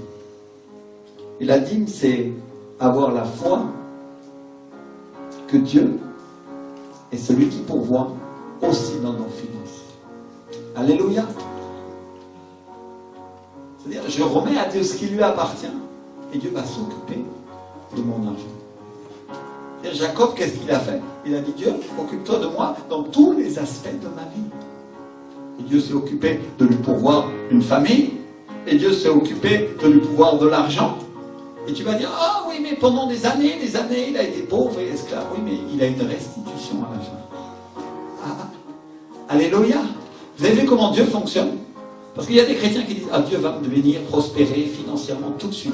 Non, Dieu te teste avant, il regarde ta fidélité, et quand tu es fidèle à un moment, il te rend tout ce que le diable t'a voulu. Alléluia. Dieu marche comme ça. Ça, c'est quelque chose avec lequel je voudrais être très clair. Parce qu'il y a des gens qui se découragent et ils pensent que c'est comme de la magie. Dieu me donne tout de suite, immédiatement, et ça arrive. Dieu le fait parfois. Mais la réalité, c'est que Dieu donne en son temps, au moment où il a décidé, lui. Alléluia. Vous comprenez? Alors on va prier ensemble, on va se lever. On prie tous ensemble. On peut dire, Seigneur, prospère, Seigneur, bénis, aide-moi à comprendre la manière de marcher dans les choses de l'esprit. C'est avec la fidélité, Seigneur, c'est avec la dîme, Seigneur, c'est avec toutes les choses que parfois ma pensée ne comprend pas, que tu finis par me bénir. Je veux que tout le monde prie et dire, Seigneur, vraiment. Parce que mon frère, ma soeur, Dieu nous annonce des moments de restitution. Il annonce des moments où Dieu va nous donner des choses que l'ennemi avait volées. Parfois même pas à nous, mais à nos ancêtres. Et c'est ce qui est arrivé aux Égyptiens. C'est ce qui est arrivé au peuple hébreu quand ils étaient prisonniers en Égypte. Parce qu'il y a eu plusieurs générations. Et eux, la dernière génération reçoit le salaire de toutes les autres. Alléluia. Peut-être qu'il y a des gens qui ont souffert et qui ont été dans la pauvreté, dans la ruine spirituelle ou matérielle peut-être, pendant des années. Et ils disent, est-ce que vraiment, vraiment Dieu prospère? Et le Seigneur te dit, je vais te prospérer. Je vais te prospérer. Crois-le. Crois-le. Alléluia. Crois-le. On doit comprendre, les frères. C'est que Dieu ne fait pas comme nous on veut, mais il fait comme lui, il veut. Amen. Alors, si tu veux qu'on prie pour toi, juste approche-toi aujourd'hui. Et on va prier pour tes finances, on va prier pour que Dieu te bénisse. On va prier pour que tu prospères aussi pour le royaume de Dieu. Alléluia. C'est avec foi. C'est avec foi. Approche-toi. Ritana mama. Runta mama mama. Ushekari baka mama.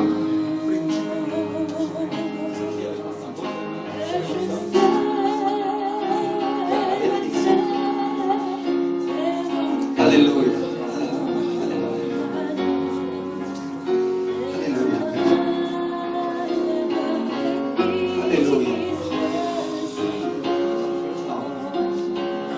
Je déclare sur sa vie, sur sa famille, sur ses fonctions, c'est la restauration. C'est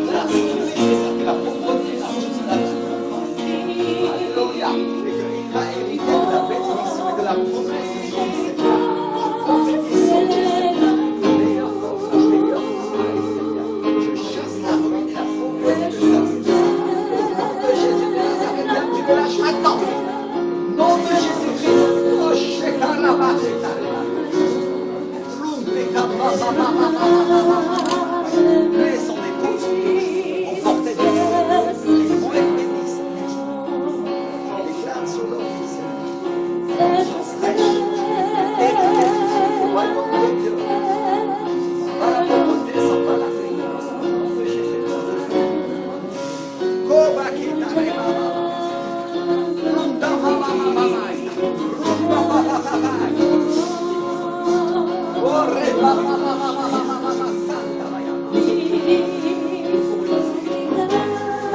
Nom de Jésus, nom de Jésus, nom de Jésus, nom de Jésus.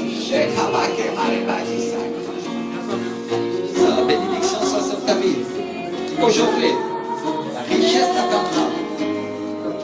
Le Seigneur te bénit et t'amène cette onction aujourd'hui pour que tu saches qu'il existe, qu'il est vrai, que la ruine est du diable. Oh, Renda, mama. Reçois cette onction aujourd'hui. Reçois cette onction. Père, mon fruit, au nom de Jésus de Nazareth, sois brisé. Au nom de Jésus. Au nom de Jésus. Au nom de Jésus. Au nom de Jésus. Oh, Renda,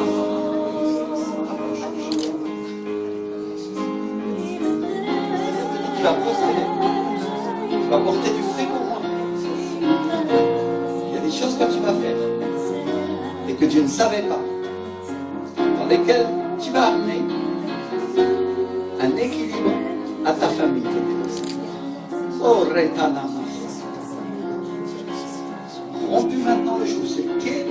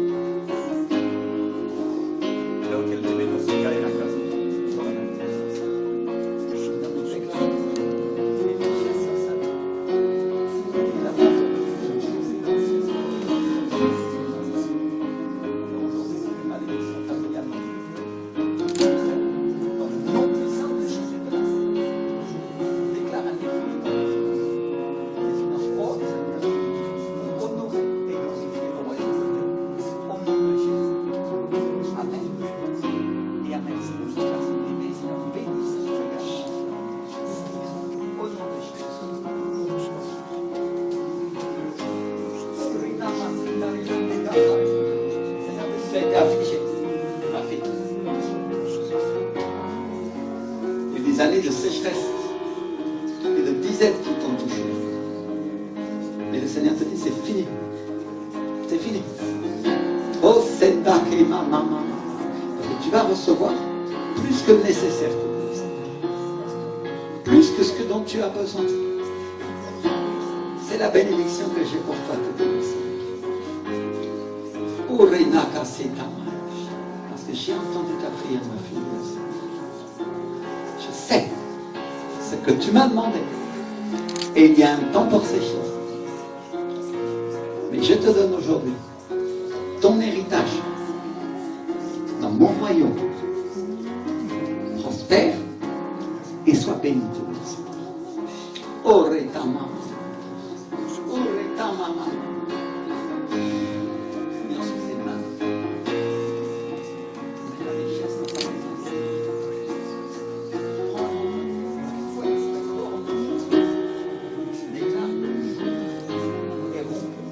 Au nom de Jésus. Au nom de Jésus.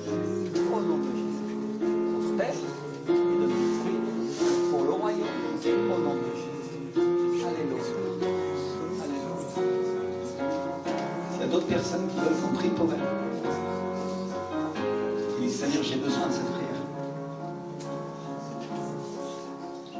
Parce que mes finances sont rompues. J'ai besoin que le Seigneur m'amène la bénédiction.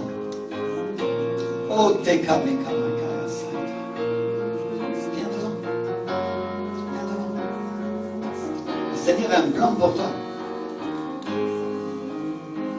Et tu ne sais pas quelle est la manière de remplir de Dieu. Ainsi que les os se forment dans le ventre de la maman et qu'on ne voit pas comment il fait, mais que ça arrive. Le bébé arrive. Le Seigneur dit, de cette même manière, je te bénis.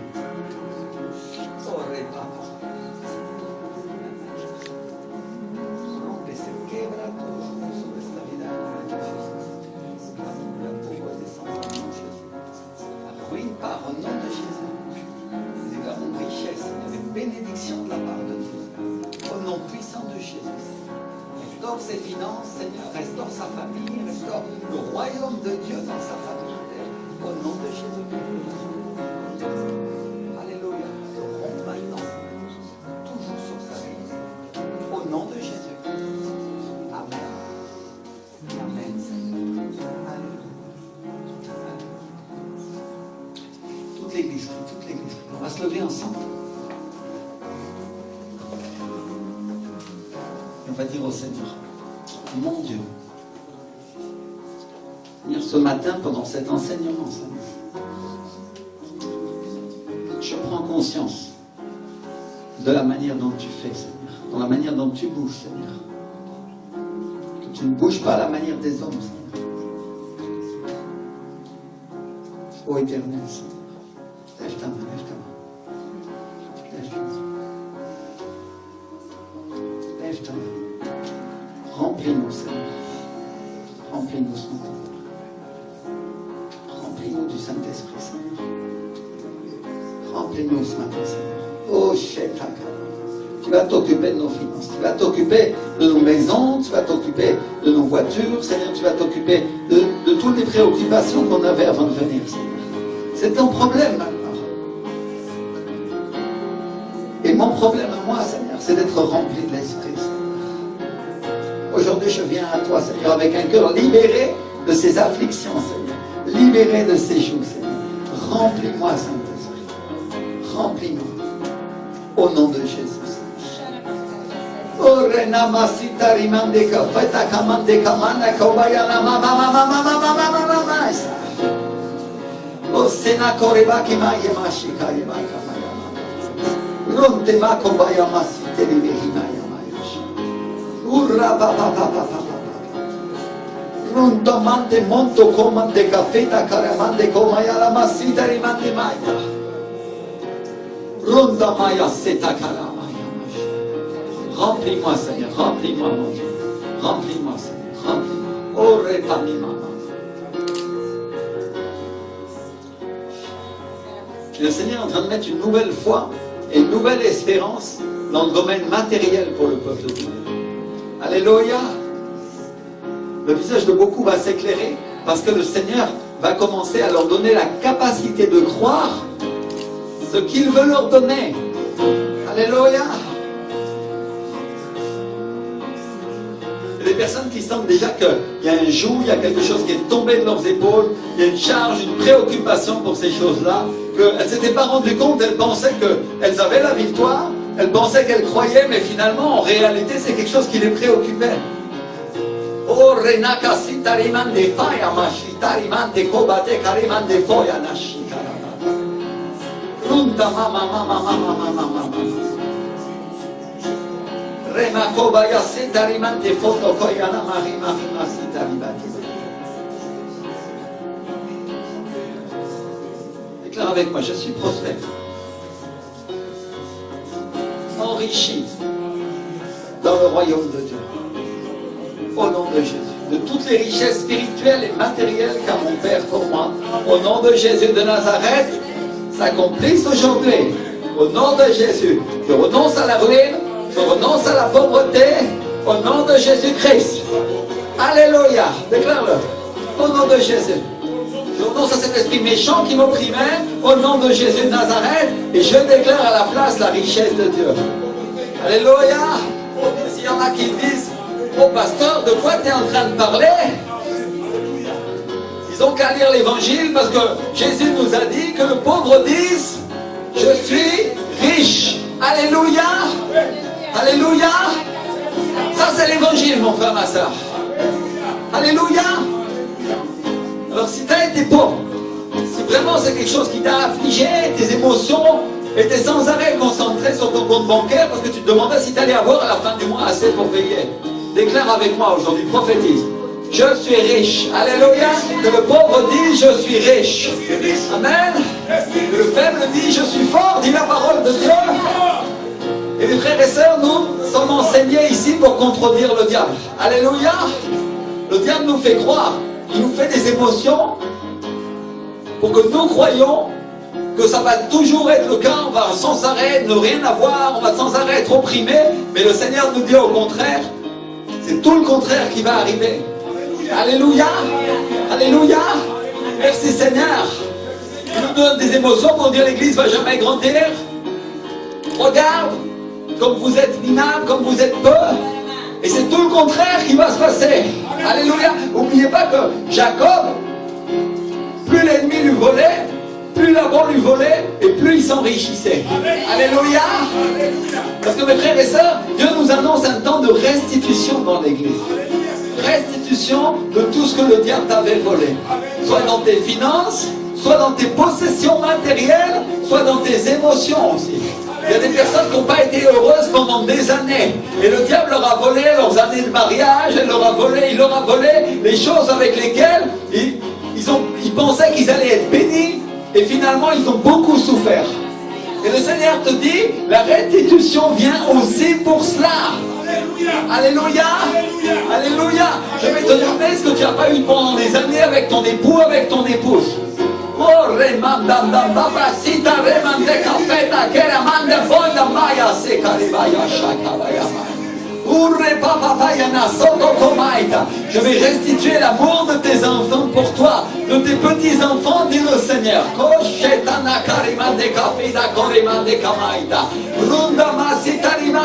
Tout ce qui était part de ton salaire et que je t'avais donné et que le diable t'a volé, le Seigneur dit, je le restitue aujourd'hui, reçois-le, peuple de Dieu, reçois-le.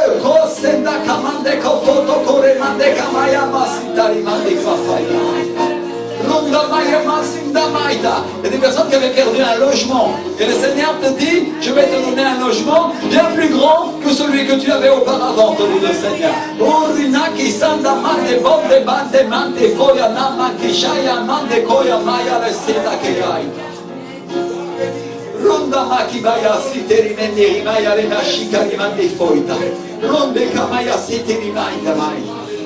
Alléluia, alléluia.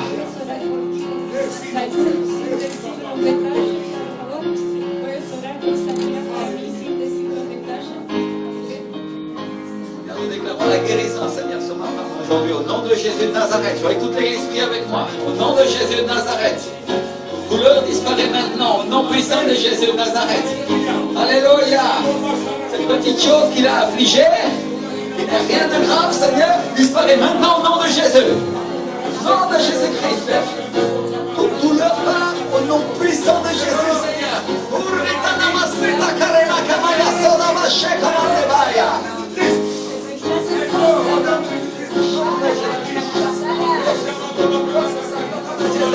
nom de Jésus-Christ.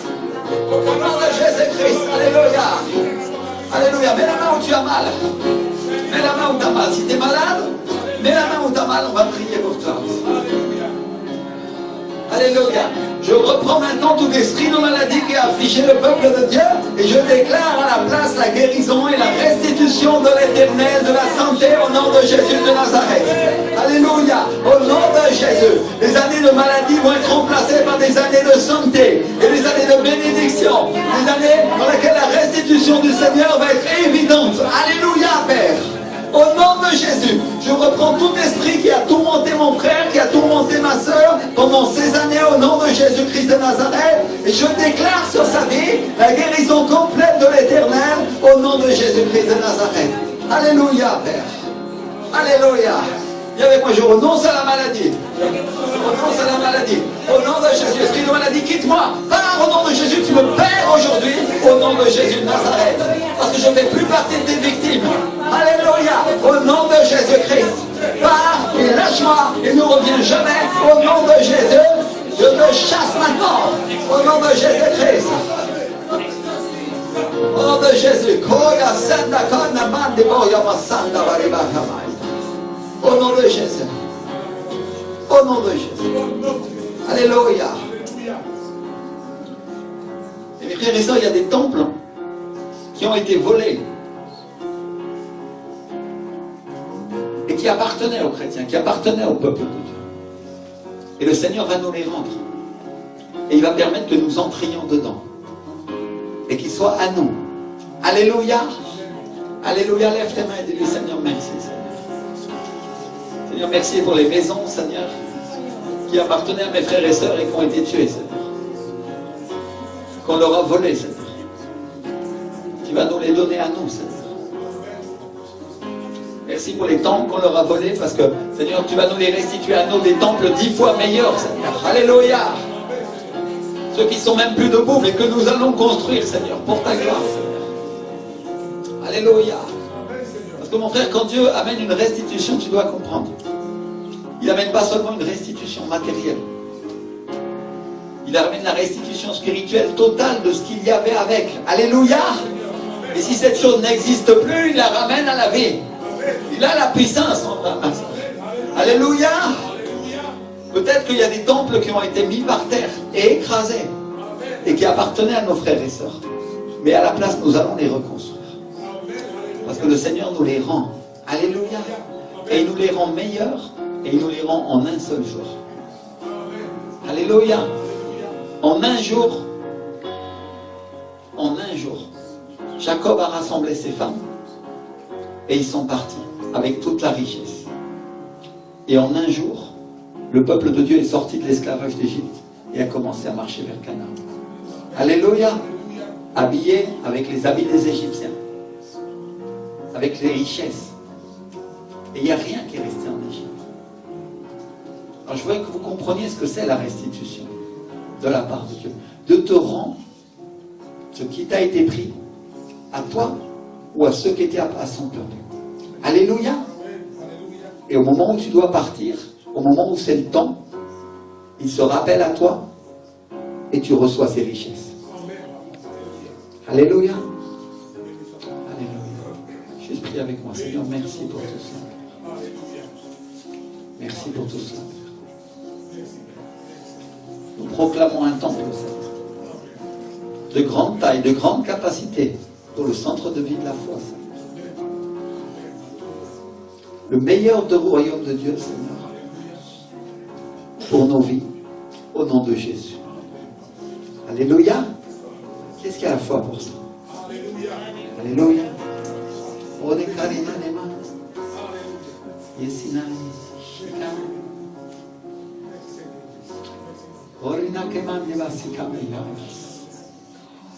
Seigneur, nous déclarons, Seigneur, que cette restitution commence à être effective cette semaine, au nom de Jésus de Nazareth.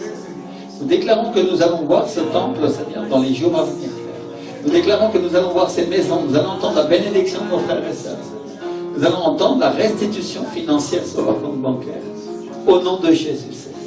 Ou de la manière que tu veux, Seigneur. Alléluia. Alléluia, Père.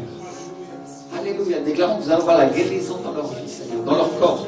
Au nom de Jésus-Christ de Nazareth. Ainsi soit, Seigneur. Restitution de la part.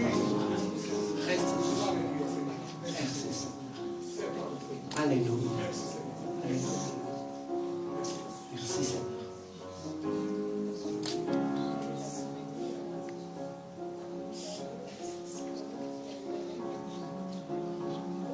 Alléluia. Je crois qu'on a un nouveau bébé ici. Amen. Alléluia. Et ils l'ont amené. Alors on les félicite aujourd'hui. Alléluia. Le Seigneur vous bénisse. Vraiment. J'ai vu un bébé tout neuf tout à l'heure. Amen. Merci Seigneur. Et on en attend d'autres aussi. Alléluia. Alors, pour une famille, et puis c'est une joie pour l'Église aussi quand une famille s'agrandit, non? Amen. Les enfants, c'est une bénédiction. Alors mes frères et sœurs, n'oubliez pas une chose, ce sont des flèches que l'Éternel met entre vos mains. Alléluia. À vous de les diriger comme il faut. Amen. Dirigez-les pour la gloire de Dieu. Amen. Soit des enfants bénis, soit des enfants guéris, soit des enfants qui aiment le Seigneur, soit des enfants qui soient efficaces dans le royaume de Dieu et qui vous apportent beaucoup de bénédictions au nom de Jésus de Nazareth. Amen. Alléluia. Et mes frères et sœurs, j'ai une parole pour vous. Le Seigneur vous dit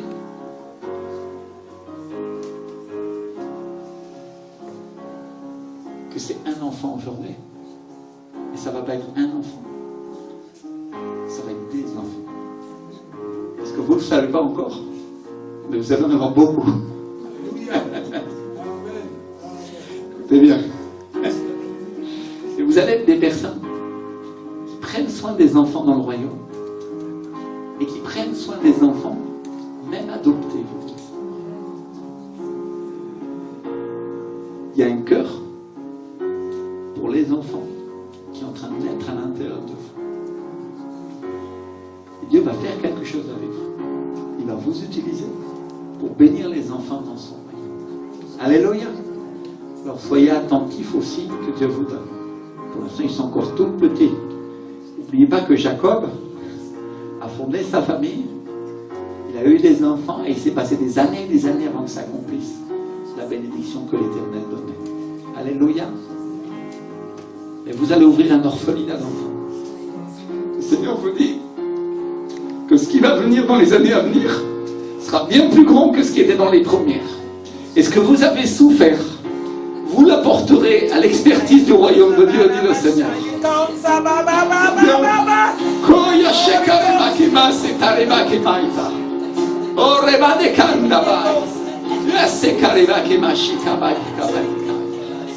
Nous déclarons sur vos vies que vous allez être efficaces. Et il y a une autorité surnaturelle qui va venir pour vous. Et la capacité de croire et d'alimenter ses enfants aussi, vous dites. Alléluia. Parce qu'il y a des finances surnaturelles qui viendront de la part du royaume de Dieu pour que vous donniez à manger à ces enfants. Et vous leur donnerez spirituellement à manger et vous leur donnerez matériellement, vous dit le Seigneur. Alléluia. Préparez-vous, dit le Seigneur, parce que dans les années à venir, vous allez avoir des signes et des ouvertures de la part de Dieu pour réaliser ces choses. Alléluia. Ainsi vous dit le Seigneur. C'est une parole qui vous reste. Vous la verrez s'accomplir. Vous la verrez s'accomplir. Toute l'église prie. Seigneur, à toi la gloire, Seigneur. À toi la puissance, Seigneur. Merci pour la parole prophétique, mon Dieu. Qui encourage l'église. Toute